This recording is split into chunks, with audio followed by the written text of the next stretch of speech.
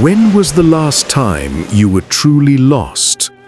When did you genuinely strain your memory to recall an old phone number?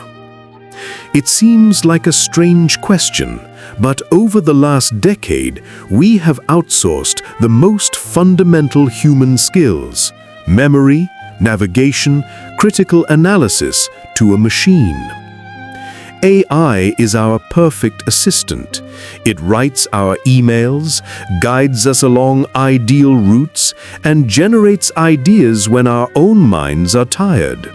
It is always accurate, fast, and never wrong. But what is the cost of this flawless help? We assumed AI would make us smarter. Instead, it has made us functionally helpless. For the first time in history, our intelligence is not expanding, but atrophying due to excessive comfort. AI is not the enemy, but it creates the perfect conditions for our cognitive demise. Our brain, like any muscle, needs resistance to grow. When an AI assistant instantly gives you the perfect answer, you bypass the cognitive process of searching, doubting, and verifying. You skip the very struggle that forms neural pathways and develops intelligence. Navigation. We have stopped building cognitive maps of our cities.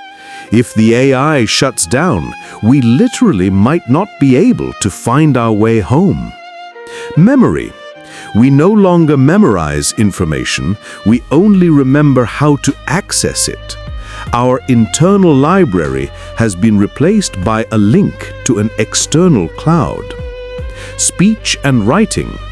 Generative AI models write so perfectly that our own voice becomes imperfect and clumsy in comparison to the machines. We unlearn how to articulate complex thoughts because the AI does it better. We have become magnificent operators of an external mind, but empty vessels within. We know where to find knowledge, but we have stopped knowing how to analyze it. Our brain is wired to reward itself for successfully solving a problem with a burst of dopamine. This is the feeling of satisfaction we get when we find a key, complete a difficult task, or recall a forgotten name. AI breaks this mechanism. It gives us an instant reward, the correct answer, without the effort. This leads to intellectual addiction. Our brain quickly gets accustomed to the cheap dopamine from the AI. It starts to reject the expensive dopamine that requires hours or days of cognitive work. Soon we stop wanting to think. The idea of facing a problem that requires effort becomes unpleasant. We become passive consumers of information and solutions, constantly seeking a quick fix from the AI. This makes us not just lazy, but physically dependent on the crutch of external intelligence. Art and creativity are the last bastion of the human spirit. But even this has fallen to the efficiency of AI. Creativity is born from imperfection, struggle, and accidental error. The artist makes mistakes, changes direction, wrestles with the material, and style is born in that struggle. AI, conversely, creates a statistically ideal result based on billions of existing samples. Why spend months writing complex code or an article when an AI can do it in seconds? Generative models have instilled in us the fear of the blank canvas. We are afraid to start because we know our result will be worse and take longer than the machines. AI doesn't just create content, it creates perfect mediocrity.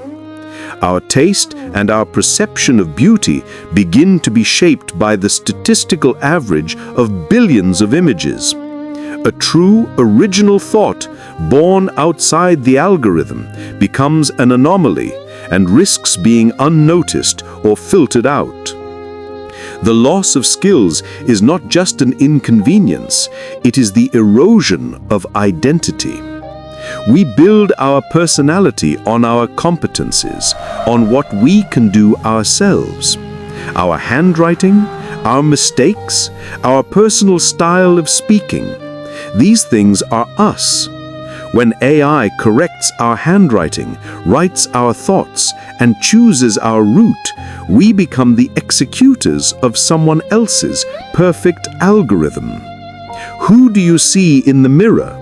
A person who can build a mental bridge from idea to realization on their own, or a person who depends on an external AI prosthetic to perform elementary tasks? We are trading an authentic but imperfect identity for smooth, efficient but empty functionality. Ultimately, we stop being unique. We become interchangeable because our individual skill has been replaced by a standardized algorithm. The deepest loss that AI brings is metaphysical. The meaning of life is often born from suffering, uncertainty, and fundamental questions that have no easy answer. Who am I? Where am I going? Am I doing the right thing? AI promises to cancel this existential pain. It can provide statistically optimal answers to moral dilemmas, offer the best career advice, and even predict what will make you happy. It offers us metaphysical comfort, a life free from the anguish of choice and error. But meaning resides precisely in that anguish. When AI takes on the hardest work of finding meaning, it steals the process of self-discovery from us. We become merely a function in a perfect system that has eliminated all the friction necessary for the formation of a soul.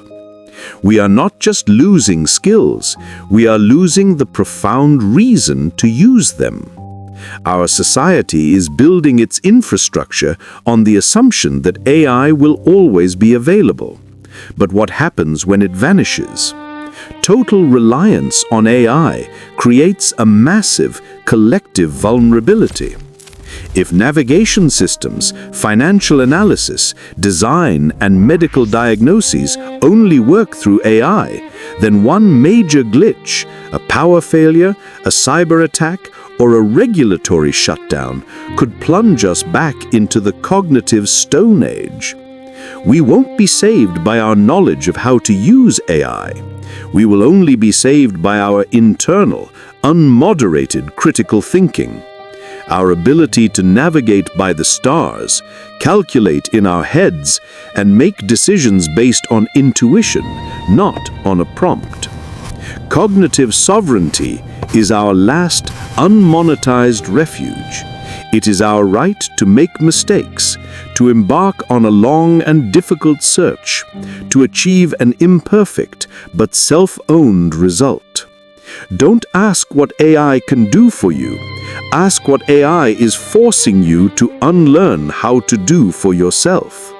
If you are ready to fight for your own unmoderated mind, subscribe to the channel and start small. Try writing something today without the help of a machine.